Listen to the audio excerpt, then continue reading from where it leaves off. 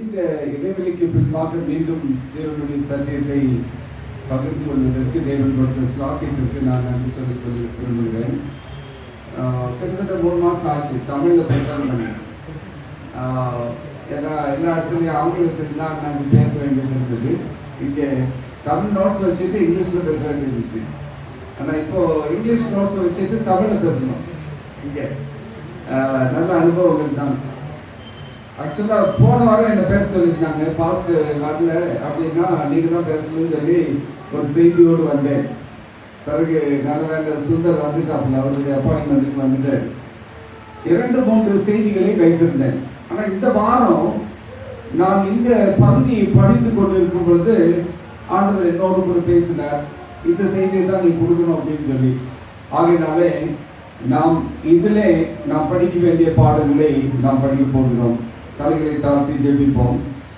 எங்கள் அன்பின் ஆண்டவரே, எரேமியா புத்தகத்திலிருந்து நாங்கள் படிக்க போகிற பாடங்களை கர்த்தர் எங்களுக்கு ஆசீர்வதித்து கொடுக்கும்படி கெஞ்சுகிறோம்.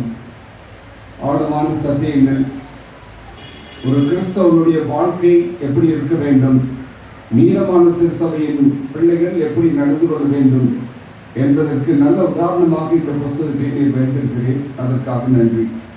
ஆவியானவர் எங்களோடு கூட இடைப்படவும் பேசவும் நாங்கள் அதை சரியாக புரிந்து கொள்ளவும் தக்கதாக எங்களுக்கு உதவி செய்யும். அடியனை மறைத்துக் கொள்ளும். அடிய நல்ல நீர் உம்முடைய சத்தம் விளங்கத்தக்கதாக இடைப்படும்படி கெஞ்சுகிறோம். இயேசு நீ நாமத்திலே தாழ்மையோடு துதிக்கிறோம் பிதாவே. ஆமென். கடந்த சில மாதங்களுக்கு முன்பாக எங்களுடைய ஜப குழு காலையில் சந்திக்கிற குழுவிலே இப்போ ஒரு புஸ்தகம் முடிச்சிட்டோம், அடுத்து என்ன புஸ்தகம்னு சொன்னோடனே எரேமியா புஸ்தகம் என்றார்கள். இது 2வது முறையாக அங்கே எரேமியா புஸ்தகத்தை படிக்கிறோம். எரேமியா, எசேக்கியேல் என்று ஒவ்வொரு புஸ்தகத்தையும் படித்து முடித்து விட்டு மீண்டும் வந்து எரேமியா படித்தோடனே நான் அன்னைக்கு யோசிச்சேன், எரேமியா எதுக்கு திருப்பி எரேமியாவை அவர் அழுதுகிட்டே இருப்பார், அதில் போய் என்னத்தை படிக்க போகிறோம்? இது சரி, இவங்க கேட்டாங்க, நம்ம மறுத்து தெரியக்கூடாதுன்றதற்காக அந்த புஸ்தகத்தை மீண்டும் படிக்க ஆரம்பித்தோம். இப்போ 20வது அதிகாரத்துக்கு தான் வந்திருக்கிறோம். இடையில ஒரு கேப், அதனால 20வது அதிகாரத்தில் இந்த வாரத்தில் செய்தியை பகிர்ந்து கொண்டே இருக்கிறேன். இன்னும் அங்கே முடிக்கலை, அங்கே 8வது வசனம் வரைக்கும் தான் முடிச்சிருக்கிறோம். அதுக்கு பின்பாக நான் ஜெபித்து கொண்டிருக்கும் பொழுது இந்த பகுதியை தேவன் எனக்கு இன்னும் கொஞ்சம் விளக்கினார். இந்த பகுதி நம்முடைய மீதமான திருச்சபைக்கு ஏதாவது அது இருக்குதா அப்படின்னு யோசிச்சு பார்த்தேன். எரேமியா தீர்க்கதரிசிக்கு தேவன் இந்த தீர்க்க தரிசனங்களை கொடுத்தார். அந்த சத்தியங்கள் நமக்கு எந்த விதத்தில் இன்றைய காலகட்டத்திற்கு உதவியாக இருக்கும் என்று சொல்லி ஜெபத்தோடு சிந்திக்க ஆரம்பித்தேன். அது நிச்சயமாகவே நம்முடைய மீதமான திருத்த சபையின் சத்தியமாகவே இந்த புஸ்தகம் இருக்கிறது என்பதை தேவன் எனக்கு உணர்த்தினார். இன்றைக்கு பார்க்க போறாத நாம் சற்று ஆழமாக நிதானித்து இந்த புஸ்தகங்களை படிக்கும் பொழுது தேவன் நம்மை பக்குவப்படுத்துகிறார், ஆயத்தப்படுத்துகிறார். எதற்காக? பரம கானானிற்கு போக வேண்டும் என்றுதானே நாம் ஆயத்தப்பட்டுக் கொண்டிருக்கிறோம். இப்ப என்ன காலகட்டத்தில் நாம் இருக்கிறோம் என்பதை நாம் புரிந்து கொண்டோம் என்று சொன்னால், இனி வரும் காலத்திலே நாம் எப்படி ஜீவிக்க போகிறோம் என்பதையும் நாம் புரிந்து கொள்ள முடியும். அங்கிருந்த காலகட்டங்களில் இன்னும் அதிகமான சத்தியங்களை படித்துக் கொள்வதற்கு தேவன் உதவி செய்தார். இன்னும் வரப்போகிற நாட்களில் அடுத்த வருஷம் கர்த்தருக்கு சித்தமானால் நாம் பகிர்ந்து கொள்ள போகிறோம். இந்த பகுதியை வாசிக்கும் பொழுது நீங்க முதல்ல இருந்து நேரம் இருக்கும்போது வாசிக்கிட்டே வாங்க. 19வது அதிகாரத்தில் வாசித்தீங்கன்னா எரேமியா தீர்க்கதரிசியை பார்த்து ஆண்டவர் சொல்றாரு, நீ போ, ஒரு கலசத்தை எடுத்து கொண்டு போய் உடைச்சிரு, இப்படித்தான் அப்படின்னு சொல்லு அப்படிங்கிறாரு. அவர் போய் சொல்லுகிறார். இந்த செய்தியை அந்த ஆசாரியன் பிரதான நபர், ஆலயத்திலே பிரதானமாக இருந்த பஸ்கோர் என்பவன் கேட்கிறான். அவன் கேட்கல, யாரோ வந்து சொல்லிக் கொடுக்குறாங்க. சொல்லிக் கொடுத்ததன் நிமித்தமாக இவனை, யாரை, எரேமியாவை பிடித்து வந்து ஆலய பிரகாரங்களிலே கட்டி வைத்து இருட்டறையில் வைத்து அடித்தார்கள். பின்பாக சிறைப்பிடித்து வைத்திருந்தார்கள். என்னமோ பஸ்க்கு இருக்கு, திடீர்னு ஒரு யோசனை வந்துச்சு, போதும் இவ்வளவு பனிஷ்மெண்ட் கொடுத்தது போதும்னு சொல்லி அவுத்து விட்டாங்க. அப்பதான் எரேமியா பேச ஆரம்பிக்கின்றார். 20வது அதிகாரத்துல பேச ஆரம்பிக்கின்றார். நீ போதும்னு விட்டதுனால இன்னும் கொஞ்சம் நான் சொல்ல வேண்டியது இருக்குங்கிறத ஆண்டவர் சொல்ல ஆரம்பிக்கிறேன். அப்ப இந்த பகுதியை நான் இன்றைக்கு தீர்மானித்தேன், எப்படியாவது இதிலிருந்து நல்ல சத்தியங்களை கற்றுக்கொள்ள வேண்டும் என்று. எரேமியா தீர்க்கதரிசி தேவன் சொன்ன வார்த்தைகளை சொல்லும் பொழுது ஜனங்கள் கேலி செய்தார்கள், கிண்டல் செய்தார்கள், அதை சொன்னவனை துன்புறுத்தினார்கள். அவர் சொந்த வார்த்தையிலே சொல்லல. எரேமியா தீர்க்கதரிசி என்ன செஞ்சாலும் சரி, அடிபட்டாலும் சரி, அவனை காயப்படுத்தினாலும் சரி, இருண்ட அறையிலே கொண்டு போய் போட்டாலும் சரி, தேவன் சொல்லிய வார்த்தைகளை மட்டும் அங்கு சொல்லுகிற ஒரு தீர்க்கதரிசி. தீர்க்கதரிசி அப்படிதான் இருக்கணும். அதற்கு நல்ல உதாரணம் எரேமியா தீர்க்கதரிசி. ஆனா அவர் ஒரு மனுஷன் தானே, அவருக்கு விரக்தி வரத்தானே செய்யும், அவருக்கும் போராட்டங்கள் இருக்கத்தானே செய்யும். அப்போ அப்படிப்பட்ட போராட்டங்களை அவர் சந்திக்கும் பொழுது அவர் தீர்மானம் பண்றார், நான் ஏன் போய் பிரசங்கம் பண்ணணும், நான் போய் ஆண்டவர் சொல்றது ஏன் சொல்லணும் அப்படிங்கிற ஒரு தீர்மானத்திற்கும் அவர் சொல்கிறார். ஆனா அது எனக்கு ரொம்ப பிடித்திருந்த ஒரு வார்த்தை, ஆனாலும் அவருடைய வார்த்தை என் எலும்புகளில் அடைபட்டு எரிகிற அக்கினியை போல் என் இதயத்தில் இருந்தது. எனக்கு ரொம்ப பிடித்த ஒரு வார்த்தை. எப்படி இருந்துச்சா, நான் போக மாட்டேன்னு தீர்மானம் பண்றேன், போதியா இவங்கெல்லாம் கிண்டல் பண்ணி முடிக்கிறாங்க, கேலி பண்றாங்க, ஒரு பொருட்டாகவே எண்ணுவதில்லையே, இன்னும் போய் நீர் என்ன போய் சொல்லுன்னு சொன்னா ஆண்டவருடைய வார்த்தை அவருடைய எலும்புகளில் நெருப்பாய் இருந்தது. ஆண்டவர் சொன்னார், நீ ஆதியிலே கொண்டிருந்த அன்பை விட்டு விட்டாய் இல்லையா? அப்ப அந்த அன்பை விட்டு விட்டோம் என்று சொன்னால் நான் அடிக்கடி இதை யோசிச்சு பார்ப்பேன். காரணம் என்ன சொன்னா, சத்தியத்தை ஏற்றுக்கொள்கிற நாட்கள்ல நாம் எப்படி இருந்தோம், கடந்து வந்த காலங்களில் எப்படி மாறிக்கொண்டு இருக்கிறோம், இதை கொஞ்சம் யோசிச்சு பார்க்கணும். நான் சொல்றேன், நான் அட்வென்டிஸ்ட் ஆகும் முன்னாடி டீ காஃபி குடிக்கிறது இல்லை. அட்வென்டிஸ்ட் ஆகி ஊழியத்திற்கு வந்த பின்பு என்னை டீ காஃபி குடிக்க வச்சது நம்ம ஜனங்கள் தான். நான் சொல்றேன், காரணம் கேரளாவில் இருக்கும்போது அவங்களுக்கு அது சாதாரணம். சார் வந்து ஒரு சாய் அடிச்சுட்டு வரோம், உடனே அங்கே போய் டீ குடிக்க போடணும், வேண்டாம் சார்ன்னு சொன்னால் பொறுப்பில்லை சார் குறைச்சி உடனே அப்படி குடிக்க ஆரம்பித்தேன். இப்போ இந்த 3 மாதம் உட்கார்ந்து போய் யோசித்தேன், என்ன தவறுகளை நான் இலகுவாக செய்து கொண்டு இருக்கிறேன். தவறுவாகவே தெரியல. இப்போ டீ இந்த பாஸ் வச்சிருக்காரு, ஒரு புக்கு சர்டிஃபிகேட் எழுதி வச்சிருக்கிறாரு. அதுக்கு முன்னாடி என்ன இருக்கும் தெரியுமா, நான் வச்சிருக்கிற சர்டிஃபிகேட் இருக்குது, நான் டீ காஃபி இல்லை நீங்கள் சர்டிஃபிகேட் கொடுத்துருக்கு இல்லையா, அந்த டாக்டர்ஸ் சர்டிஃபிகேட் மாதிரி ஒன்று, இந்த மாதிரி ஒரு சர்டிஃபிகேட் கொடுத்தாங்க எனக்கு. அது பின்னாடி இருக்கும், செவன்த் டே அட்வென்டிஸ்ட் ஆகிய நான் என்னென்ன செய்யக்கூடாது. இப்போ கொஞ்சம் வார்த்தைகள் அதில் எடுத்துட்டாங்க. போகிற நாட்களில் அநேக காரியங்களை நாம் பேச போகிறோம். எப்படி நம்முடைய சபையிலே கலப்படங்கள் அதிகமாகிக் கொண்டிருக்கின்றன, அதை நாம் தெளிவுபடுத்தாவிட்டால் நாம் பரலோக ராஜ்யத்திற்கு ஆயத்தப்பட முடியாது. இது பியூர் தான், சுத்தம் தான். அதுல கொஞ்சம் இருந்தாலும் அது 916 ஏற்றுக்கொள்ளப்படாது, 100% தான். அப்படி இருந்தால் ஒழிய பரலோக ராஜ்யத்திற்கு செல்ல முடியாது. இந்த பகுதியை நான் வாசிக்க ஆரம்பித்த உடனே யுகங்களின் வாஞ்சை என்ற புத்தகத்திலே எலன் ஒயிட் அம்மையார் அவர்கள் எழுதியிருந்தார்கள், 224 பக்கம். God never leads his children otherwise than they would choose to be led.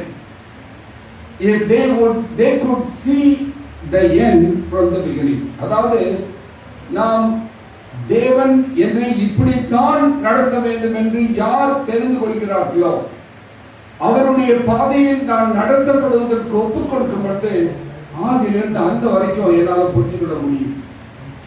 நாம் எப்படி இருக்கிறோம், நாம் யார்? நேற்று ராத்திரி நல்ல கேள்வி கேட்டாங்க, நாம் யார் இல்லையா? அந்த இடத்துல இருந்து நான் இப்போ ஆரம்பிக்கிறேன். நாம் யார் சொல்லுவோம். ஒரே ஒரு வார்த்தை தான்,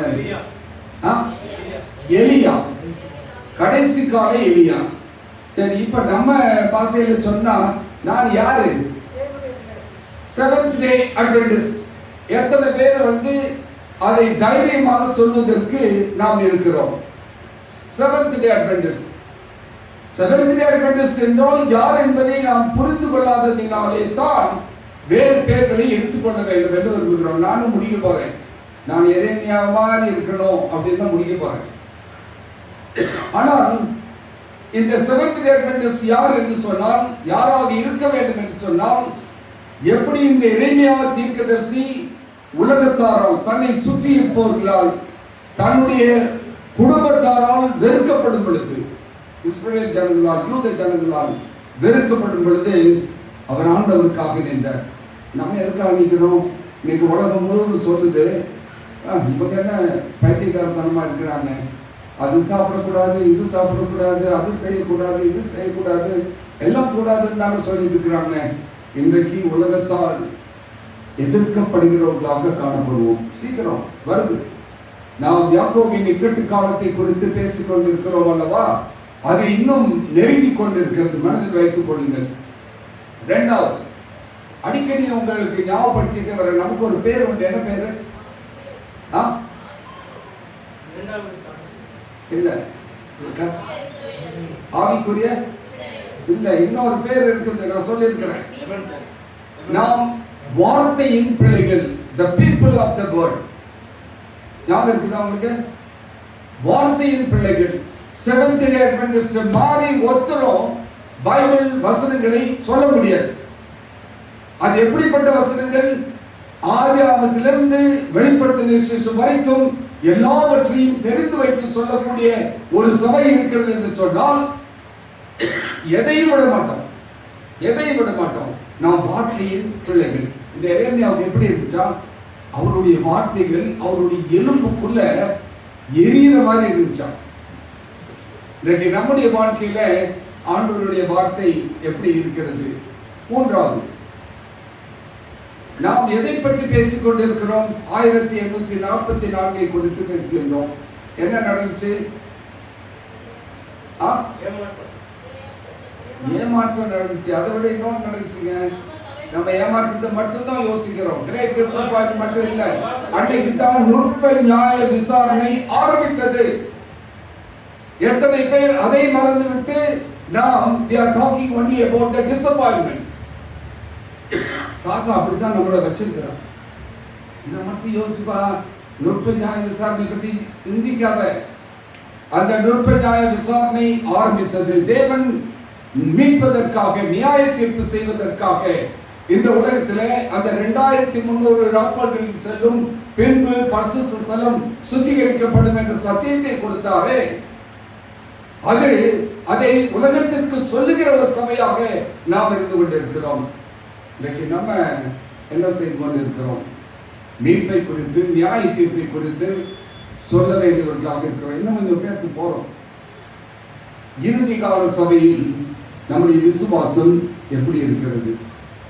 வெளிப்படுத்தின விசேஷம் 12ஆம் அதிகாரம் 16ஆம் வசனமா, இவர்களுடைய பொறுமை விளங்கும். ஓகே.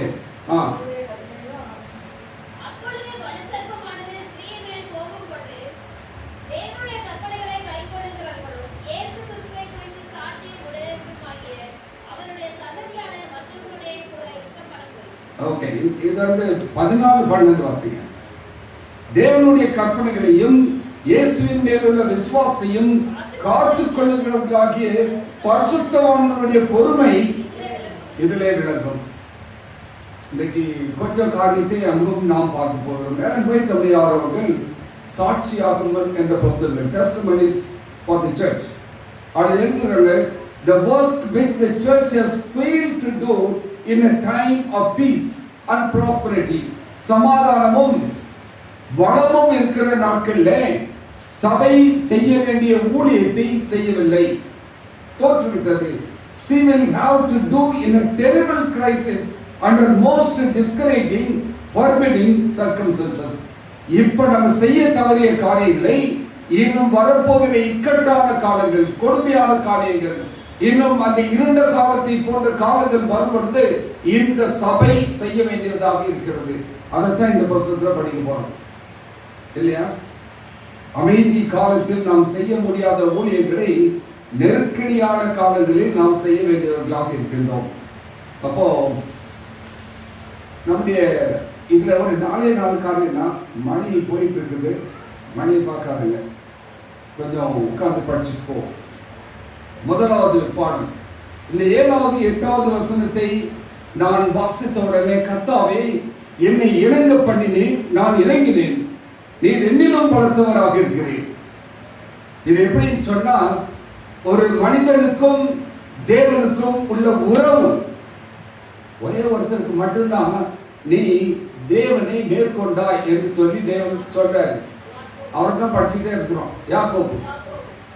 அதுக்காக தான் பேரை மாத்தினார், உனக்கு இஸ்ரவேல் என்று பெயர் என்று சொன்னார். ஆனால் இங்க எரேமியா சொல்றாரு, ஆண்டவரே உம்மை என்னால் மேற்கொள்ள முடியாது, இணங்க பண்ணினேன், நான் இணங்கினேன், நீர் என்னிலும் பலத்தவராக இருக்கிறேன், என்னை மேற்கொண்டேன். நீர் எல்லாம் என்னை ஆட்கொள்வதனாலே என்னால் ஒன்றும் செய்ய முடியல. பவுல் சொல்றாரு, இனி நான் அல்ல, யாரு? கிறிஸ்துவே என்னில் ஜீவிக்கின்றார். அந்த கிறிஸ்து இந்த உலகத்தில் ஜீவித்த பொழுது நடந்த காரியங்களை நாம் சற்று கண்ணோக்கி பார்ப்போம் என்று சொன்னால், அவர் எப்படிப்பட்ட வாழ்க்கை. சொந்த வீட்டுக்காரங்களே சொன்னார், இவனுக்கு பிசாசு பிடிச்சிருச்சு, பைத்தியம் பிடிச்சிருச்சு, இவன் தவறாக பிறந்தவன் என்று சொல்லி ஆண்டவராக இயேசு கிறிஸ்துவை சொந்த குடும்பம் சொன்னது.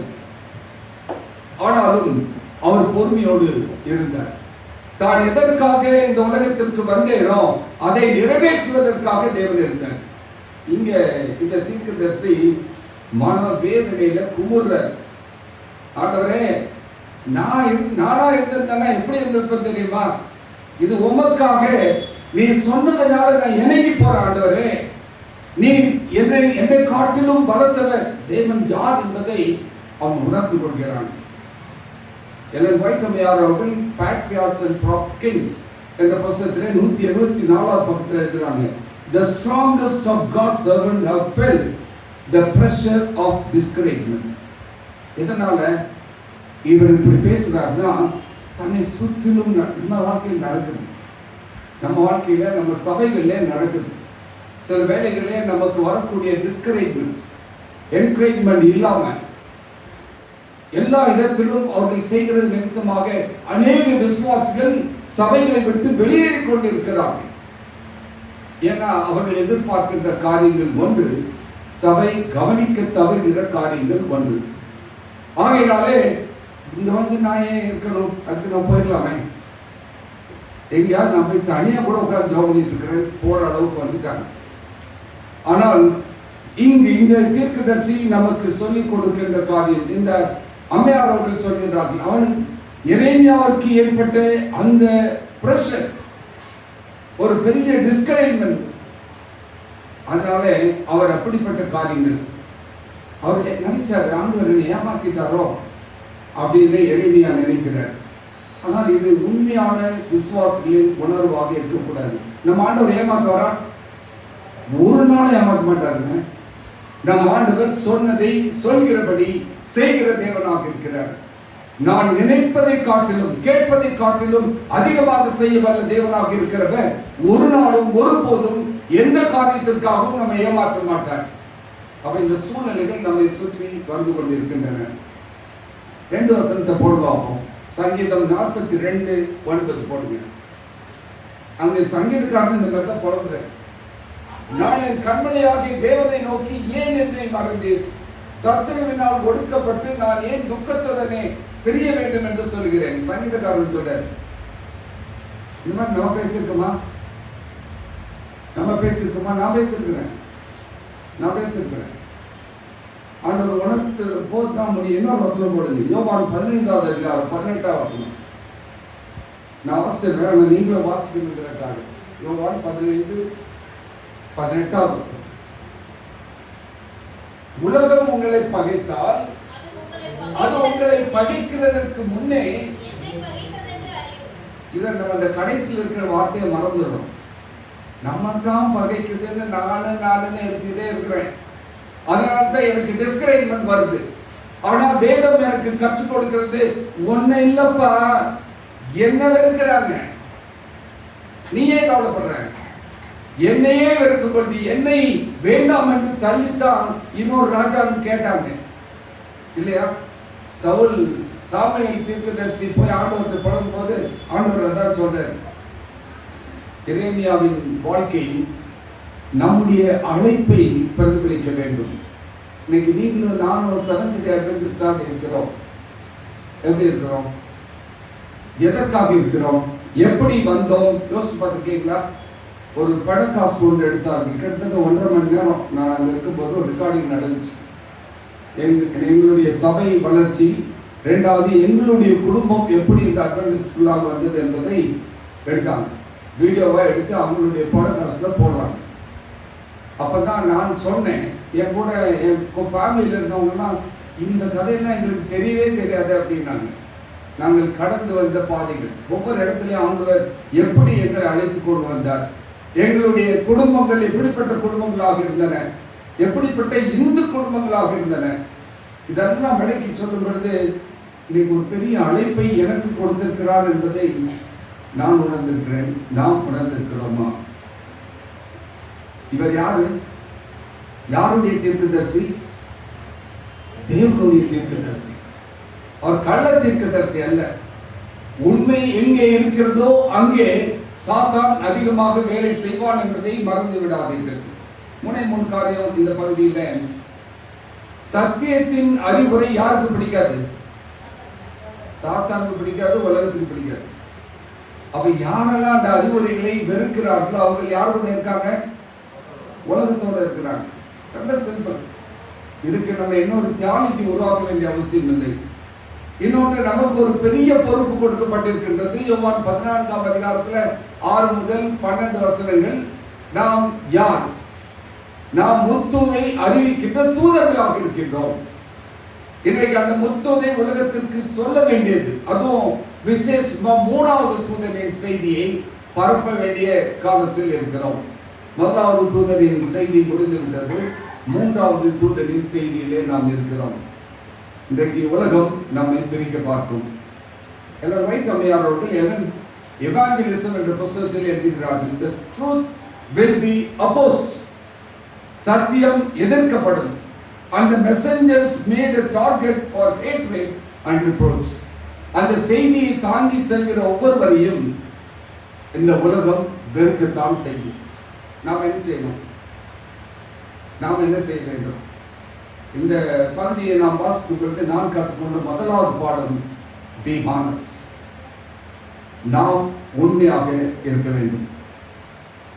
கோபம் வரும், கோபம் வராதுன்னு சொல்ல, எல்லாருக்கும் கோபம் வரும்.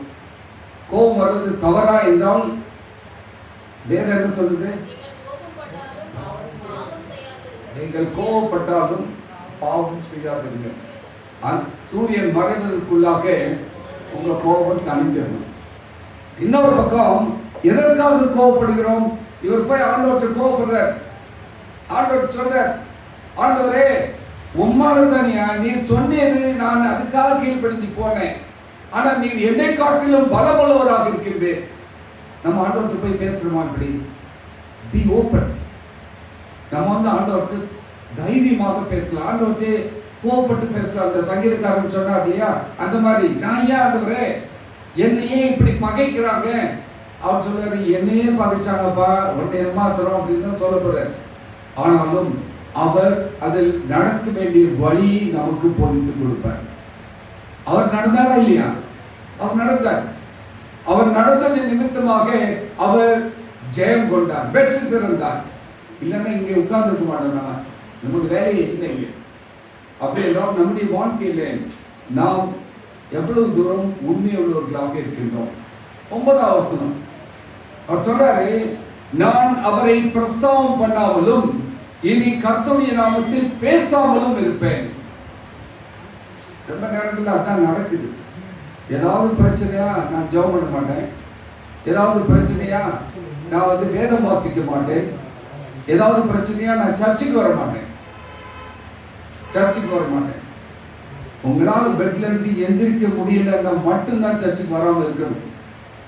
மழையோ புயலோ, இன்னைக்கு காலையில் தம்பி போன் பண்ணிட்டு இருக்கிறார், எனக்கு சந்தேகம் வந்துச்சு, நீங்க பிரசங்கம் பண்ண வேண்டாம்னு சொன்னதுக்காக கூப்பிடுறாரு, சந்தோஷமா இருக்குன்னு யோசித்தேன். ஆனா அவரை கூப்பிடும்போது நான் எடுக்கல, நான் கூப்பிடும்போது அவர் எடுக்கல. அவருக்கு ஒரு செய்தி கிடைத்தது, என்னது, இவர் வீட்டு சுத்திலும் தண்ணியா இருக்கா, அண்ணன் எப்படி வரப்போறாரு, எப்படி வருவாரு, நான் உங்களை கூப்பிட்டு போகட்டுமா அப்படிங்கிறதுக்காக கூப்பிட்டாராம். கிடைக்கல. அவர் என்ன நினைச்சாரோ அது மாதிரியே நாங்கள் வந்துட்டோம். ஒரு காரை புக் பண்ணிட்டு நாங்கள் வந்துட்டோம். காரும் கிடைக்கல இன்னைக்கு காலையில்.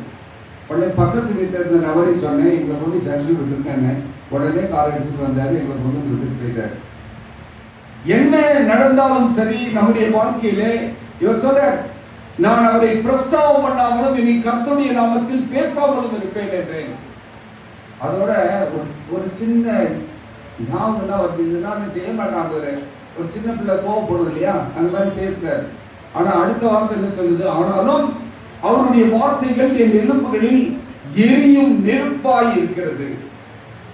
அநேக நேரங்களிலே நாம் கேட்க வேண்டிய கேள்வி, தேவனுடைய வார்த்தையை அறிந்து வைத்திருக்கிற பிள்ளைகளுக்கு ஒன்னே ஒண்ணுதான் ஞாபகப்படுத்திட்டே இருக்கணும். என்ன தெரியுமா, நாம் பேசுகிற செய்கிற காரியங்கள் வேதத்தின் அடிப்படையில் இருக்கிறதா, அவ்வளவுதான்.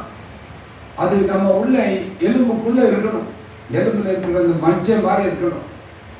அப்படிப்பட்ட ஒரு உணர்வுகள் இருக்கும்போது மட்டுமே எலன் ஒயிட் அம்மையார் அவர்கள் கிரேட் கான்ட்ரோவர்சி என்ற புத்தகத்தில் எழுதுகின்றார்கள். மாபெரும் போராட்டம், எல்லாருக்கும் ஒரு புக்கு கிடைச்சிருக்கும், அதை வாசிச்சிருக்கணும். 612ஆம் பக்கத்தில், The message of the truth will be carried with the power not seen before.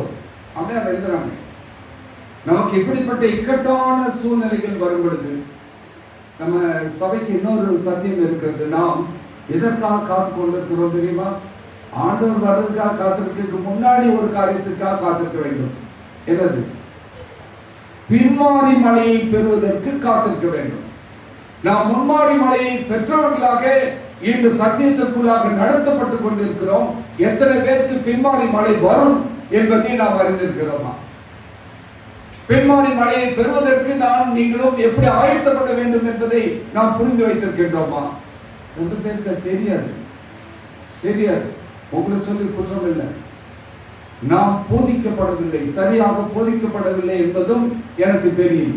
ஆனால் தான் எனக்கு சந்தர்ப்பம் கிடைக்கும் போதுதான் நான் சொல்லணும்னு நினைக்கிறேன். யோவேல் 2ஆம் அதிகாரத்தில் தான் வாசிக்கிறோம். கடைசி நாட்கள்ல ஆண்டவர் அவருடைய ஆவியை ஊற்ற போகிறார். யார் மேல? சரி வாசிங்க அந்த வசனத்தை. ஏன் வாசிக்காம போகணும்? 2ஆம் அதிகாரம் 28, 29 போடுங்க. யோவேல் 2ஆம் அதிகாரம் 28, 29. மாம்சமான யாவர் மேலும் என் ஆவியை ஊற்றுவேன். கேட்டுக்கோங்க, இங்க 2 பிள்ளைங்க பேசிட்டு இருக்கிறாங்க, நான் கவனிச்சுட்டு தான் இருக்கிறேன். சர்ச்சுக்குள்ள இருக்கும்போது போனை வச்சிருங்க தயவுசெய்து. இந்த போன் நம்முடைய சோசியல் மீடியா பார்ப்பதற்காக அல்ல. போனை வச்சுட்டு கேளுங்க. இங்க இருக்கிற வாலிப பிள்ளைகளாகிய உங்கள் மீது ஆண்டவர் ஆவியை ஊற்ற போகிறார். உங்களுக்கு தெரியுமா? அது ஆண்டவர் உங்கள் மீது ஆவியை ஊற்ற போகிறார் என்பது தெரியுமா? தேவனுடைய வார்த்தையை நீங்கள் சொல்ல வேண்டும் என்பது நீங்கள் அறிந்து வைத்திருக்கிறீர்களா? உங்க அப்பா அம்மா சொல்றதுனால சர்ச்சுக்கு வராதுங்க. ஆண்டவர் உங்களையும் அழைத்திருக்கிறார், உங்களையும் தேவன் ஆசீர்வதித்திருக்கிறார் என்பதை புரிந்து கொள்ளுங்கள். தொடர்ந்து வாசிங்க. உங்கள் மூப்பர் சொப்பனங்களையும் எல்லாத்தையும் கூப்பிட்டுட்டார். யோவேல் தீர்க்கதரிசி மூலமாக தேவன் சொல்கிறார், மூப்பர்கள் என்ன கனவு காணணும்? சொப்பனம் காணணும். என்ன சொப்பனம்? எங்களுடைய சபை வளர்ச்சி எப்படி இருக்க வேண்டும்?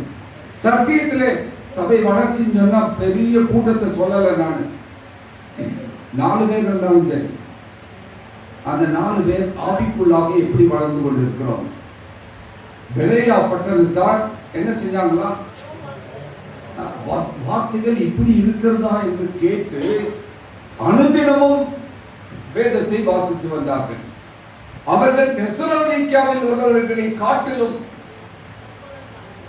நற்குணசாலி உள்ளவர்களாக இருந்தார்கள். இன்னைக்கு அதான் நமக்கு தேவை. அந்த சர்ச்சோட நம்ம எவ்வளவு பெருசுங்கிறது அவசியமே இல்லை. அவர்களை காட்டிலும் நாம் எவ்வளவு நற்குணசாலிகளாக இருக்கின்றோம். எதன் அடிப்படையில்? இந்த வேதத்தின் அடிப்படையில். வேதம் சொல்லுகிறபடி நான் ஒரு காரியத்தை தவறாக சொல்வேன் என்று சொன்னால் நீங்கள் வந்து என்று சொல்லணும். அங்கிள் அப்படி இல்லை, சார் அப்படி இல்லை, இப்படி இல்லை வேதம் சொல்லுகிறது என்று சொன்னால் நாம் ஒருவருக்கொருவர் போதித்து நடக்கும் பொழுது அந்த சத்தியத்திலே நடக்க முடியும். நம்ம வந்து நமக்குன்னு ஒரு தியாலஜி வச்சுக்கிட்டு நடந்தோம்னு சொன்னா நாம் வளர மாட்டோம், சபை வளர.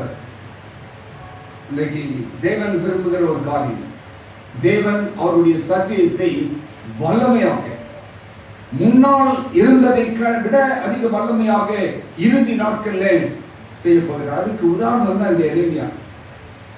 நான் இதை பற்றி சிந்தித்துக் கொண்டிருக்கும் பொழுது சில குறிப்புகளை வாசித்தேன். ஆண்டவர் நினைச்சிருந்தேன்னா 20வது அதிகாரத்தோட முடிச்சிடலாம். அதுக்கப்புறம் இன்னொரு 30 அதிகாரத்தை கொடுத்தாரு. இந்த 30 அதிகாரத்தை வாசிச்சாலும் இதே போராட்டங்கள் தான். ஜனங்கள் செய்கிற காரியங்கள், ஆண்டவர் சொல்கிற சத்தியங்கள். ஆனாலும் ஆண்டவர் மனம் இறங்கி நான் இப்படித்தான்ப்பா செய்ய போறேன், நீ திருந்து திருந்து திருந்துன்னு சொல்லிக்கிட்டே இருக்கிற. இன்னும் கொஞ்ச காலம் தான். அநேகர் நாட்களை சொல்ல ஆரம்பித்து விட்டார்கள். ஒரு கூட்டம் இருக்குது 2030 ஆண்டவர் 31 ஆண்டவர் வந்துடுவாரு அப்படின்னு சொல்ல ஒரு கூட்டங்கள் எழுப்பி இருக்கின்றன. 26வது வருடம் ஆகஸ்ட் மாதத்திற்குள்ளாக ஞாயிறு ஆசரிப்பு சட்டம் வந்துவிடும் என்று சொல்லக்கூடிய கூட்டங்களும் இருந்து கொண்டிருக்கின்றன. எல்லாரும் ரெண்டு பேசினாங்க. இல்லைன்னு எனக்கு இந்த டேட்லாம் தெரியாது, நான் வந்து பார்க்கறதில்ல. ஆனால் போகக்கூடிய நடவடிக்கைகளை கவனித்துக் கொண்டேதான் இருக்கிறேன். அவர் என்ன சொல்றாரு? ஒரு காரியத்தை சொல்லியிருக்காரு, Mary is not a co-redemptive with Jesus என்று அனௌன்ஸ் பண்ணிட்டார். எல்லாரும் சந்தோஷப்பட ஆரம்பிச்சிட்டாங்க. இங்கதான் ஆரம்பம், புள்ளி ஆரம்பம் இதுதான். சொல்றாரு, மேரி அம்மாவை நீங்க கூப்பிட்டு எங்க ரட்சிப்புக்காக வேண்டிக் கொள்ளாதீர்கள், இயேசு கிறிஸ்து ஒருவரே அதற்கு தகுதி உள்ளவர் என்று சொல்லி போப் அனௌன்ஸ் பண்ணியிருக்கார். எத்தனை பேர் வாசித்திருக்கீங்க? யார் வாசிக்கல? ஒரே ஒரு கதை. அப்படிப்பட்ட ஒரு காரியத்தை செய்வது நிமித்தமாக மற்ற சபைகள் பரவாயில்லையே அப்படின்னு போய் அந்த மூமெண்டோட சேர போறாங்க. அதான் கடைசி நாட்கள் என்ன நடக்கும். எலன் ஒயிட் அம்மையார்கள் காஸ்பல் ஒர்க்கர்ஸ் என்ற புத்தகத்திலே 289வது பக்கத்தில் எழுதி கொண்டார்கள். When the truth is in the heart, it becomes a living power. என்னைக்கு இந்த சத்தியம் நம்முடைய உள்ளத்தில் இருக்கிறதோ அப்போ அது நமக்கு ஜீவனையும் வல்லமையும் கொடுக்கும். அதுக்கு நானும் நீங்கள் செய்ய வேண்டிய வேலை என்ன? நானும் நீங்கள் செய்ய வேண்டிய வேலை be obedient. Okay, be obedient. நாம் தேவனுடைய சித்தத்திற்கு நம்மை ஒப்பு கொடுத்தவர்களாக. சில வேளைகளில் சில போதகர்கள் இருப்பார்கள். அவர்களுக்கு கொடுக்கப்பட்ட காரியங்கள் அங்கு சரியாக நடைபெறாமல் இருக்கும் பொழுது அவர்களுக்கு கோபம் வரும். அவங்களுக்கு சொல்ல பொதுவாக சபைகளில் நடக்கிற சில காரியங்கள். ஆனால் ஒரு சின்ன காரியத்தை நாம் மனதில் வைத்துக் கொள்ள வேண்டும். அவருக்கும் ஒரு அழைப்பு கொடுக்கப்பட்டிருக்கிறது. யாருக்கு? அந்த போதகருக்கும் அழைப்பு கொடுக்கப்பட்டிருக்கிறது. அவர் கீழாக கொடுக்கப்பட்டிருக்கிற மந்தையை நடத்துகின்ற பொறுப்பு அவருக்கு கொடுக்கப்பட்டிருக்கின்றது. எப்படி நமக்கு ஒரு சின்ன மந்தையை கொடுத்திருக்காரு வீடுகள்ல, அந்த மாதிரி அவங்களுக்கு ஒரு பெரிய மந்தையை கொடுத்துருக்காரு. அதனால நாம் எப்படி இருக்கின்றோம்? ஒரு முறை ஒருவர் வந்து ஒரு பாஸ்டர்கிட்ட கேட்டார் ஒரு கேள்வி, you know why I don't do something else? நானே இந்த சபையில வேற காரியத்தை செய்ய விரும்பல அப்படின்னு சொன்னா அது காரணம் என்னன்னு சொன்னா அவங்க வந்து கேட்குறாங்க, இவ்வளவு போராட்டம் இருக்குது, இவ்வளவு பிரச்சனை இருக்குது, நீ இந்த மினிஸ்ட்ரி செய்யணுமா அப்படின்னு சொல்லி அந்த போதகரை பார்த்து கேட்கின்றார்கள். அதுக்கு பதில் அவர் சொல்கின்றார், பிகாஸ் ஐ அம் காட். என்னை அழைத்தது நிமித்தமாக, நான் இந்த ஊழியத்தை செய்வது நிமித்தமாக யார் விரும்புகிறார்களோ இல்லையோ நான் செய்ய வேண்டிய ஊழியத்தை செய்வதற்கு காத்திருக்கிறேன். வேர் அண்ட் பி என்று சொல்லி verse வைசர் பி என்று சொல்லி ஒரு இருக்கிறார். பிஇ சீரியஸ் என்று அநேக புத்தகங்களை எழுதியிருக்கிறார். எனக்கு ரொம்ப பிடிக்கும் அவருடைய புத்தகங்களை வாசிப்பது, ரொம்ப பிடிக்கும். புதிய ஏற்பாட்டிலே அவர் அநேக புத்தகங்களை எழுதியிருக்கிறார். கலாத்தியர், எபேசியர், பிலிப்பியர் புத்தகங்களுக்கு அவர் விளக்க உரை எழுதியிருக்கின்றார். பிஇ சீரியஸ் என்று போனால் ஒரு சீரியஸான புக் வாங்கணும். அவர் எழுதுகின்றார், the work of ministry is too demanding and difficult for a man to enter it without a sense of divine healing. அடிக்கடி இங்க இருந்து அழைப்பு வருது, ஊழியத்துக்கு வாங்க வாங்கன்னு சொல்லி. எல்லாரும் வராங்களா? வர்றதில்லை. அது தெய்வ அழைப்பு என்பதை யார் புரிந்து கொள்கிறார்களோ அவர்கள் மட்டுமே அந்த அப்படிப்பட்ட ஊழியங்களிலே அவர்கள் பங்கெடுக்க முடியும். அதை ஒரு வைசர் பி சொல்றார், men enter and then leave the ministry usually because they lack a sense of divine urgency. சில ஊழியத்தில் வர்றாங்க, ஊழியத்தை விட்டு கடந்து சென்று விடுகிறார்கள். ஏனென்றால் அவர்கள் ஆண்டவர் எதற்காக என்னை அழைத்தேன் என்பதை அவர்கள் புரிந்து கொள்ளாமல் சென்று விடுகிறார்கள். Nothing less than a definite call from God could ever give a man success in the ministry. ஆண்டவர் தான் என்னை அழைத்திருக்கிறார், ஆண்டவர் தான் இந்த ஊழியத்தை செய்யும்படி வைத்திருக்கிறார் என்பதை எந்த ஒரு நபர் புரிந்து கொள்ளவில்லையோ அவர்களால் ஊழியத்திலே நிலைத்திருக்க முடியாது. இன்னைக்கு நம்மளை கூப்பிட்டுக்கிறார்கள், சர்ச்சுக்கு வந்து தசம்பாகம் காணிக்க போட்டு போறதுக்காக கூப்பிட்டுக்கிறாரு ஊழியத்திற்கு என்று. அதுக்காக நம்ம போய் நம்ம பக்கத்தில் இருக்கிறவங்களுக்கு சொன்னா போதும், நாம் சந்திக்கிற நம்முடைய நண்பர்களுக்கு சொன்னால் போதும். இன்னைக்கு இந்த சர்ச்சுக்கு பத்தாது, இன்னொரு இங்கிலீஷ் சர்ச் ஆரம்பிக்க வேண்டியது வந்துடும். இல்லைன்னா இன்னொரு சர்ச்சை கூட இன்னொரு நேரத்தில் ஆரம்பிக்கிற மாதிரி இருக்கிற அளவுக்கு வந்திருக்க வேண்டும். நாம் யாரும் அக்கறை எடுத்துக்கொள்வதில்லை. அது வந்து கீழ்ப்படிதல் என்பது கொஞ்சம் எப்படி இருக்குது? கீழ்ப்படிதல் சொன்னால் நல்லா இருக்குமா? It's not a sweet act. அது வந்து பெயின்ஃபுல் ஆக்ட். இதை செய்ய சொல்றாங்களே, அது வீட்டில் சொன்னாலும் சரி, ஸ்கூல்ல சொன்னாலும் சரி, வெளியில சொன்னாலும் சரி, அது பெரியவங்களா இருந்தாலும் சரி, சின்னவங்களா இருந்தாலும் சரி, எல்லாருக்கும் என்ன ஒரு மன பக்குவம் வரும்? உங்களுக்கு வேற வேலையே இல்லையா?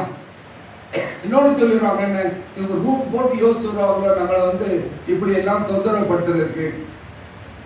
இதெல்லாம் நம்ம பிள்ளைங்க சொல்ற வார்த்தைகள், சரியா? நம்ம பிள்ளைங்க சொல்ற வார்த்தைகள். கீழ்ப்படிதல் என்பது இல்லை. என்றைக்கு கீழ்ப்படியாமல் இருக்கிறார்கள், அது பெரியவங்களா இருந்தாலும் சின்னவங்களா இருந்தாலும் கீழ்ப்படிதல் மிக மிக அவசியமாக இருக்கிறது. இவர் இதை உணர்த்துகிறார். என் இதயத்திலே அதை சகித்து இழைத்து போனேன், எனக்கு பொறுக்க கூடாமல் போயிற்று. ஆனாலும் அவர் சொல்ற, நீங்க போய் சொல்ல அப்படின்னு சொன்னாலும் நான் ஒன்றும் செய்ய முடியல அப்படிங்கிற என்ன பழிவாங்கணும்னே இருக்கிறாங்க. ஆனால் ஆண்டவருக்கு கீழ்ப்படுகிற பிள்ளைகளுக்கு ஒரு நாளும் ஒரு காரியமும் அவர்களை அண்டாது என்பதை நாம் உணர வேண்டும். மூன்றாவது பாடம் 10வது வசனத்திலிருந்து 12வது வசனம் வரைக்கும் நீங்க பொறுமையா வாசித்து பாருங்க. அங்க சொல்ற, அங்கு தேவன் கொடுக்கிற அழைப்பை மற்றவர்கள் கேலியாக சொல்கிறார்கள். அறிவியுங்கள், அப்பொழுது நாங்கள் அதை அறிவிப்போம் என்கிறார்கள். என்னோட சமாதானமாய் இருந்த அனைவரும் நான் தவறி விடும்படிக்கு காத்திருந்து ஒருவேளை இணங்குவான், அப்பொழுது அவனை மேற்கொண்டு அவனில் குரோதம் தீர்த்துக் கொள்வோம் என்கிறார்கள். கொடுமையான சூழ்நிலை எரேமியாவுக்கு வருகிறது. ஆனா அடுத்த வார்த்தை என்ன தெரியுமா? ஒரு ஆசீர்வாதமான ஒரு வார்த்தை. கர்த்தரோ எப்படி இருக்காராம்? பயங்கரமான பராக்கிரமசாலியாய் என்னோடு இருக்கிறார். ஆகையால் என்னை துன்பப்படுத்துகிறவர்கள் மேற்கொள்ளாமல் இடறுவார்கள். தங்கள் காரியம் வாய்க்காதபடியால் மிகவும் வெட்கப்படுவார்கள். மறக்கப்படாத நித்திய லட்சை அவர்களுக்கு உண்டாகும். எரேமியாவுடைய விசுவாசம் பார்த்தீங்களா? எப்படி சொல்றாரு? புலம்புறாரு ஆண்டவர்கிட்ட, ஏன் நீர் சொன்னதே நீர் வந்து அதிகமான பலத்தோடு இருக்கிறீர் அப்படின்னு சொல்லி புலம்புறாரு. இப்ப சொல்றாரு, என்ன சொல்றாரு பார்த்தீங்களா? என்னை விட பராக்கிரமசாலியாக இருக்கின்றார் கர்த்தர். இன்னைக்கு எத்தனை பேர் நாம் அதை உணர்ந்திருக்கிறோம்? தேவன் பராக்கிரமசாலியாக இருக்கின்றார். என் வாழ்க்கையில அநேக போராட்டமான காலங்கள் வந்த பொழுது ஈவன் தலைவர்கள் கேட்டாங்க, உனக்கு ஏதாவது உதவி வேணுமானா, எனக்கு பெரிய உதவி வச்சிருக்கிறேன், யார் உனக்கு ஹெல்ப் பண்றா? மேல ஒருத்தர். யாருடைய உதவியும் தேவையில்லை, நாம் ஆண்டவரை சார்ந்திருப்போம் என்று சொன்னால் அவர் பராக்கிரமசாலியாய் நம்மோடு இருக்கிறார். அதனால யாரை நம்மளை துன்பப்படுத்துகிறவர்கள், யார் நம்மை துன்பப்படுத்த பார்க்கிறார்? அந்த பிசாசானவன், அவனை சேர்ந்த கூட்டம், உலகத்தை சார்ந்தவர்கள். கேலியும் கிண்டலும் நம்மை அற்பமாய் பார்க்கும்போது நாம் அதை குறித்து கவலைப்படாமல் என்னோடு கூட இருக்கிறார்கள், ஆண்டவர் இருக்கிறார் என்ற ஒரு பெரிய காரியத்தை நாம் மனதில் வைத்துக் கொள்ள வேண்டும். நம்முடைய விசுவாசிகளாகி, செவன்த் டே அட்வென்டிஸ்ட் விசுவாசிகளாகி நாம் அறிந்திருக்கிற ஒரு புரிந்திருக்கிற காரியம் என்ன? தேவன் நியாயம் செய்வார். நுட்ப நியாய விசாரணையை ஆரம்பித்து விட்டார். எல்லாருடைய கணக்கையும் தீர்க்கப்படுறார். நம்புறமா இல்லையா? மற்ற சபை காட்டிலும் அதிகமாக போதிக்கிறது நம்ம சபைதான். இரண்டாவது, இறுதி தீர்ப்புல என்ன நடக்கும்? ஒரு கூட்டம் மக்கள் இருப்பாங்க, இன்னொரு கூட்டம் மக்கள் இருப்பாங்க. அந்த மாதிரி ஒரு சீன் அங்க இருக்க போறதில்லை. சரியா? அந்த ரெண்டு சீனையும் வச்சுட்டு ஆண்டவர் கோர்ட்டு நடந்து போறதில்லை. தயவுசெய்து மனசுல வச்சுக்கோங்க. இப்பவே நியாயம் தீர்த்துட்டார். ஒருவேளை இன்றைக்கு என்னுடைய நியாய தீர்ப்பு நடந்து கொண்டிருக்கக்கூடும். நுட்ப நியாய விசாரணையில் ஆண்டவர் தீர்மானிக்கிறார். ராஜேந்திரன் நிற்பானா, விழுந்து போவானா, இவனுடைய எண்ணங்கள் என்னவாக இருக்கிறது என்பதை தேவன் நியாயம் தீர்த்துக் கொண்டே இருக்கிறார். விழுந்துட்டேன்னா அதுக்கப்புறம் என்ன தெரியுமா? வெளிப்படுத்தின விசேஷத்தில் சொல்றது இல்லையா? துன்மார்க்கனா இருக்கட்டும், அக்கிரமக்காரன் அக்கிரமா இருப்பான், பரிசுத்தவான்கள் பரிசுத்தமாய் இருப்பார்கள். நம்ம அந்த காலகட்டத்திற்கு நெருங்கி கொண்டிருக்கிறோம் என்பதை ரொம்ப பேர் புரியாமலே தான் வாழ்ந்துட்டு இருக்கிறோம். தேவன் விரும்புகிற ஒரு வாழ்க்கை. எதை வெறுக்க வேண்டுமோ அதை வெறுப்பதற்கு நான் இன்னும் ஆயத்தமாகவில்லை. எதை நான் எடுத்துக்கொள்ள கூடாது என்பதை தேவன் சொல்கிறாரோ, வேதம் சொல்கிறதோ, அதை விட்டு விடுவதற்கு நான் ஆயத்தமாகவில்லை. அப்படின்னா எப்படி நான் பரலோகராஜ்யத்துக்கு போக முடியும்? மன்னிப்பதற்கு நான் ஆயத்தமாக இல்லை. ஆனா யார் மன்னிக்கணும்? யார் என்ன மன்னிக்கணும்? ஆண்டவர் என்ன மன்னிக்கணும். நான் யாரையும் மன்னிக்க மாட்டேன். நான் பரலோகராஜ்யம் போக முடியுமா? போக முடியாது. நான் மன்னிப்பதற்கு கற்றுக்கொள்ள வேண்டும், ஏற்றுக்கொள்வதற்கு கற்றுக்கொள்ள வேண்டும். இந்த உலகத்தில் அப்படிப்பட்ட காரியங்கள் இல்லாமல் இருக்கும் பொழுது தானியேல் 7வது அதிகாரம் 22வது வசனத்தை போடுங்க. தானியேல் 7:22.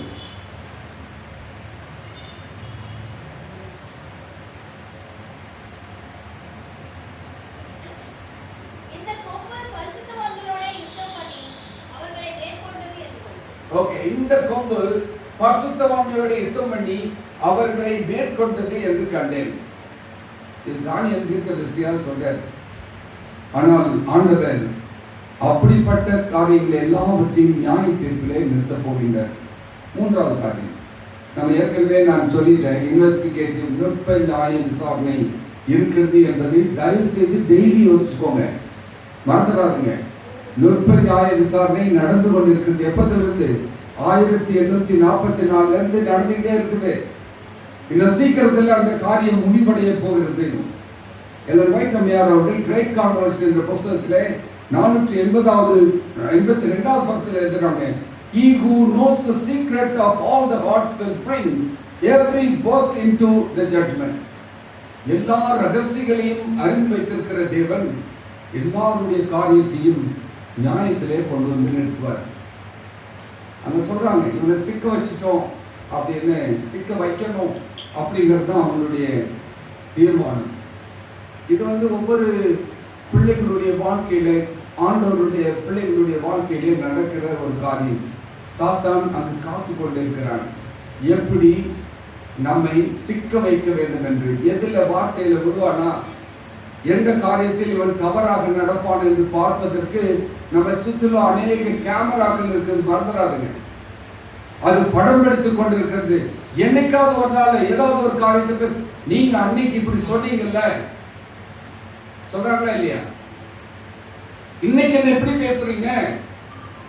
அப்படி என்றால் நாம் என்றைக்கும் ஒன்று போல் பேசுகிறவர்களாக இருக்க வேண்டும். Patriarchs and Kings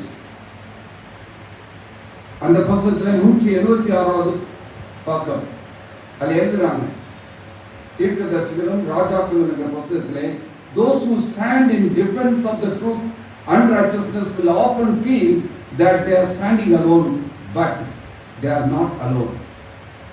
எனக்கு ரொம்ப பிடிச்சது. அநேக நேரங்களிலே நாம் சத்தியத்தின் ஊடாக நடந்து கொண்டு செல்லும் பொழுது இந்த சபையில் யாருமே என்னை புரிஞ்சுக்கிட மாட்டேங்கிறாங்க, இந்த நான் வேலை செய்கிற இடத்துல யாருமே என்னை புரிஞ்சு கொள்ள மாட்டேங்கிறார்களே என்ற உணர்வுகள் வரும். நான் தனியா இருக்கிறேன் அப்படி ஒருத்தர் ஃபீல் பண்ணார். யார் தெரியுமா? நான் ஒருத்தர் தான் இருக்கிறேன்னு சொன்னார். யாரு? எலியா. நேற்று ராத்திரி தான் கேட்டோம். அவர் சொன்னார், அப்பதான் ஆண்டவர் சொன்னாரு, நீ இல்லப்பா, பாகாலுக்கு முழங்கால் படாத 7000 பேர் இருக்கிறாங்க. இன்னைக்கு நீ மட்டும் இல்லை, ஆண்டவர் என்ன பார்த்து சொல்றாரு, நீ மட்டும் இல்லை ராஜேந்திரனே, உன் கூட நான் இருக்கிறேங்கிறத மறந்துடாத. இன்னைக்கு நாம் நிற்பதற்கு ஆயத்தமாக இருக்கிறோமா? ஒரு வசனம் ஏசாயா 54:17 நமக்கு எல்லாருக்கும் தெரிஞ்ச வசனம். என்ன வசனம் அது? உனக்கு எதிராக வாய்க்கும் எந்த ஆயுதமும் வாய்க்காதே போகும். எல்லா காரியத்தையும் தேவன் முறியடிப்பதற்கு அங்கு காத்து கொண்டிருக்கிறார். அப்ப நான் என்ன செய்யணும்? மூணாவது காரியம் என்னது?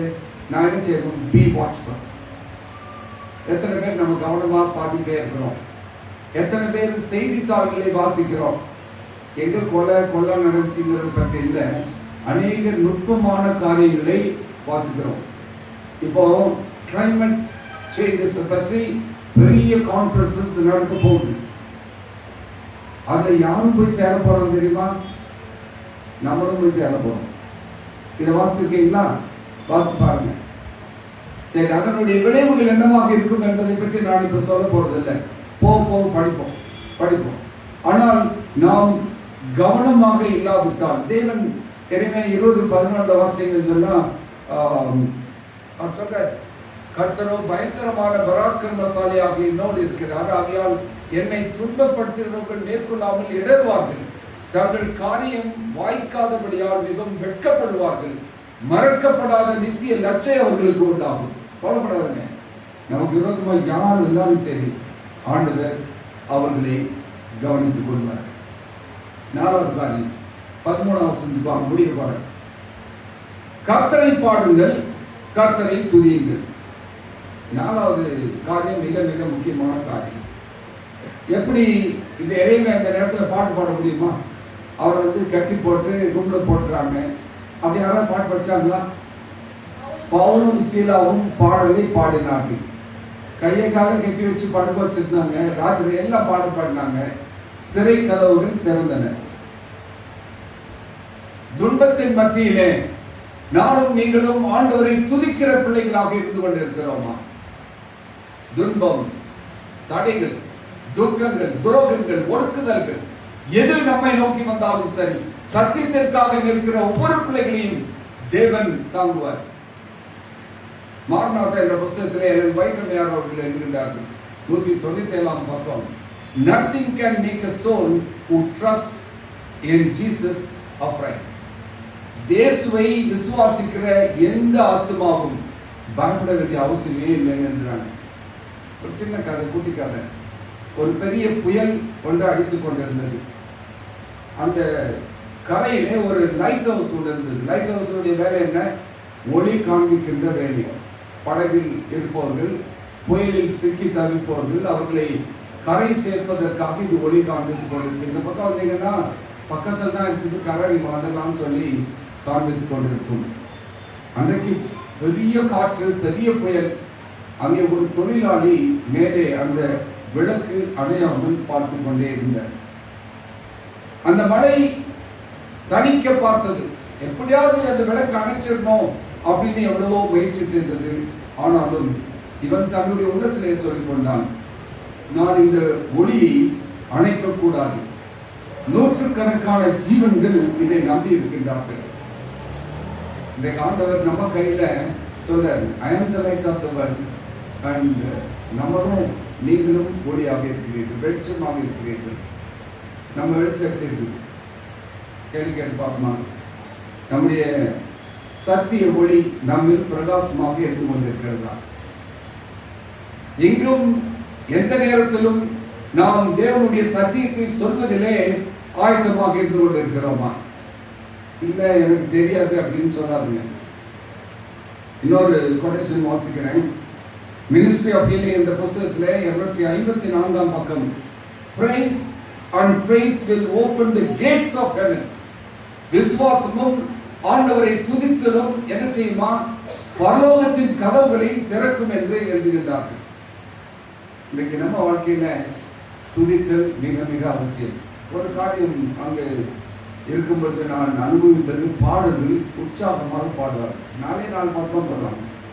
சில நேரத்தில் மியூசிக்கே இருக்காது. அந்த மியூசிக் இன்னைக்கு யோசிக்கிட்டே இருந்தேன், இந்த தம்பி எங்கே போனோம் காலமே பாட்டு போடுறதுக்கு நான் கொஞ்சம் லேட்டாக வந்தேன், கவனிக்கல.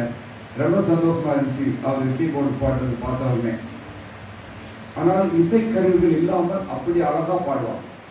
முழு சபையும் பாடும். எதை பாடும் தெரியுமா? சர்ச்சில் இருக்கிறது மட்டும்தான் பாடு, வேற எதையும் பாடாது. அதில் இருக்கிற 4 பாடல்கள் எடுத்து பாடுவார்கள். அவ்வளவு உற்சாகமாக, உணர்வு பூர்வமாக, நீங்க உங்களே மறந்து பாடுகிற அளவிற்கு அவர்கள் பாடுவார்கள். நம்முடைய பாடல்களை பாடுவதற்கு எப்படி இருக்கின்றோம்? இன்னொரு கதை ஒன்றை வாசித்தேன். ஒரு புகழ்பெற்ற பியானோ இசை கலைஞர், அவருக்கு கண்ணு தெரியாது. ஒரு பெரிய அரங்கத்தை ஏற்பாடு செய்து அவருடைய இசையை கேட்பதற்காக அநேகர் வந்திருந்தார்கள். அப்போ திடீர்னு கரண்ட் போயிடுச்சு. அங்கே இருக்கிறவங்களாம் நினைச்சாங்க, இவர் எப்படி வாசிக்க போறாரு அப்படின்னு நினைச்சாங்க. ஆனால் அவர் ஸ்டாப் பண்ணல, அவர் இசை வாசித்து கொண்டே இருந்தார். முடிஞ்சவொடனே சொன்னாரு, எனக்கு வெளிச்சமோ இருளோ எனக்கு தெரியாது, எனக்கு இசை ஒன்றுதான் தெரியும். அதனால அதை வெளிப்படுத்துவதை என்னால் தடுக்க முடியாது என்று அவர் சொன்னார். அவர் சொன்ன வார்த்தை, எனக்கு இருளா வெளிச்சமா ஒன்றும் தெரியாது, ஆனால் இசை என்னோடு இருக்கிறது. இன்றைக்கு நாம் கேட்க வேண்டிய கேள்வி, தேவனுடைய அழைப்பு என்னுள் இருக்கும் என்று சொன்னால், பிரச்சனைகள், போராட்டங்கள், கஷ்டங்கள் வந்தாலும் நான் பயப்பட வேண்டிய அவசியம் இல்லை. கர்த்தரை பாடுங்கள், கர்த்தரை துதியுங்கள். பி வர்ஷிப்ஃபுல். இன்னைக்கு நம்முடைய துதி ஆராதனைகள் எப்படி இருக்கின்றன? நாம் பாட வேண்டும் என்பதற்காக அல்ல, பாடுவதை கருத்தோடு பாட வேண்டும். அந்த பாடல் வரிகள் எத்தனை முறை நம்முடைய இதயத்திற்கு இதமான ஒரு உணர்வை கொடுக்கும் என்பதை நீங்கள் அறிந்திருக்கிறீர்கள். நானே சொல்லியிருக்கிறேன், சில பாடல்களை பாடும் பொழுது நான் கண்ணீர் விட்டு அழுத்திருக்கிறேன். அதை புரிந்து, அந்த வரிகளை புரிந்து நாம் பாடுவோம் என்று சொன்னால் அது நிச்சயமாக நமக்கு உதவியாக இருக்கும். நம்முடைய கீர்த்தனை பாடல்கள் அநேகம் உண்டு. நல்ல அந்த வார்த்தைகளை புரிந்து பாடுங்கள், உங்களுடைய மனம் இறங்கும். ஏனென்றால் நிச்சயமாக அது தேவன் நமக்கு கொடுத்திருக்க. நாளை நாள் காரியம் அதில் சொல்றேன். ஏன் நாம் துதிக்க வேண்டும் என்று சொன்னால், நாம் துதிப்பது அவரை, அந்த பாடலை கொடுப்பவரை நாம் அறிந்து கொள்ள முடியும். யார் அது கொடுக்கிறது? யாரு? ஆண்டவர் நமக்கு கொடுக்கின்றார். நேரம் இருக்கும்போது 2 நாளாகமம் புத்தகம் 20வது அதிகாரத்தை போய் வாசி பாருங்க. அங்கே யோசபாத் ஒரு பெரிய பிரச்சனை, எல்லா ராஜாக்களும் முற்றுகையிடுகிறார்கள். அவன் உபவாசம் அறிவிக்கின்றான், ஜெபிக்கிறார்கள். கர்த்தர் சொன்னார், இந்த யுத்தம் யாருடையது? கர்த்தருடையது. நீங்கள் சும்மா இருங்கள். அவங்க என்ன செஞ்சாங்க தெரியுமா? இசைக்கருவிகளை வாசித்தார்கள். நேற்று சொன்னாங்க, எரிகோ கோட்டை விழுவதற்கு, இன்னைக்கு காலையிலேயே நேற்று கேட்டேன், எரிகோ கோட்டை விழுவதற்கு அவர்கள் செய்த காரியம் என்ன? தேவனை துதித்தார்கள். தேவனை துதித்தார்கள். ஒரு முறை, ஒரு நாள், 7 முறை, 7வது நாள் அவர்தான். அப்போ 6, 7, 13 தடவை பாட்டு பாடிட்டாங்க. 13 பாட்டிலேயே எரிகோ கோட்டை விழுந்துச்சான். எப்படி வல்லமை? தேவனை துதிப்பதன் மூலமாக. தேவனை நாம் துதிக்கும் பொழுது தேவனுடைய திட்டங்களை தேவன் நம்மோடு கூட கொடுப்பார். பாட்டு படிச்சுட்டே இருங்க. உணர்வு பூர்வமாக யாரை குறித்து பாடுகிறோம் என்பதை சிந்தித்து பாடுவீர்கள் என்று சொன்னால் தேவன் நமக்கு அவருடைய திட்டங்களை வெளிப்படுத்துவார். 3வது காரியம், அந்த பாடல்களை பாடும் பொழுது யார் நம்மோடு இருக்கிறார்? ஆண்டவர் நம்மோடு கூட இருக்கிறார். He is present. தேவன் நம்மோடு கூட இருக்கிறார். அதனால தான் நான் சில நேரத்தில் சொல்வேன், அமைதியான நல்ல ஆழமான பாடல்களை படிக்கும் பொழுது மட்டும்தான் நாம் அந்த உணர்வுகளை பெற்றுக்கொள்ள முடியும். சில நேரங்களில் ரொம்ப உலக பிரகாரமான இசைகள் உள்ளே வரும் பொழுது அந்த இசைதான் நம்மை கவர்ந்து செல்லுமே ஒழிய, எல்லாரும் அவர் அதை குறித்து அதிகமாக எழுதுகின்றார்கள். நம்முடைய சபையில் இசை எப்படி இருக்க வேண்டும் என்று எழுதுகின்றார்கள். 4வது சங்கீதம் 22:3 போடுறார். சங்கீதம் 22:3.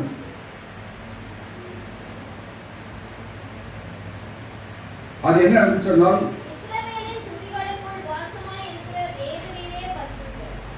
இஸ்ரவேலின் துதிகளுக்குள்ளே வாசமா இருக்கிற நீரே பரிசுத்தர். அவரை குறித்து நாம் பாடும்பொழுது தேவன் பராக்கிரமசாலியாக இருக்கின்றார் நம்மோடு கூட. யார் என்ன பேசினாலும் சரி, என்ன நடந்தாலும் சரி, நமக்கு கவலை இல்லை. நாம் இறுதி கால எரேமியாக்களாக அழைக்கப்பட்டிருக்கின்றோம். இறுதி கால எரேமியாக்களாக அழைக்கப்பட்டிருக்கிறோம். நெருப்பு போல நம்ம உள்ளத்துல, நம் சரீரத்தில் தேவனுடைய வார்த்தைகள் எரிந்து கொண்டிருக்க வேண்டும்.